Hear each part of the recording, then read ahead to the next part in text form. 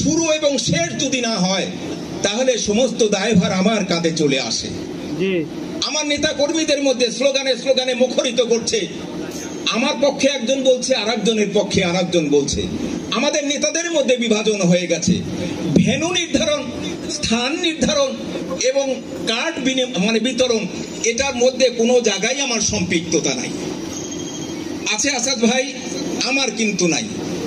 জেলা সিদ্ধান্ত দিয়েছে, আমরা অবনত মস্তকে জেলা সিদ্ধান্ত শ্রদ্ধা ভরে স্মরণ করেছি এবং মেনেও নিয়েছি। তাহলে আমাদের নেতা কর্মীদের মধ্যে এই পরিবেশ কেন সৃষ্টি হচ্ছে? আপনাদের জানা উচিত যে সাংস্করে প্রোগ্রাম করতে গেলে আমরা সাংস্কর থেকে ভেন্যুটা কেন বিশ্ব রোডে নিয়ে গিয়েছিলাম, এইরকম পরিবেশ যাতে সৃষ্টি না হয়, তা দুলাল সাহেব এবং বাবলু সাহেবের সম্মতি সাপেক্ষে।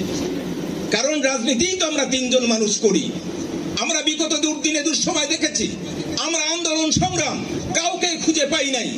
আমরা পয়লা বৈশাখে করেছি, আমরা পয়লা বৈশাখে র্যালি করেছি, আমরা পয়লা বৈশাখে র্যালি করেছি।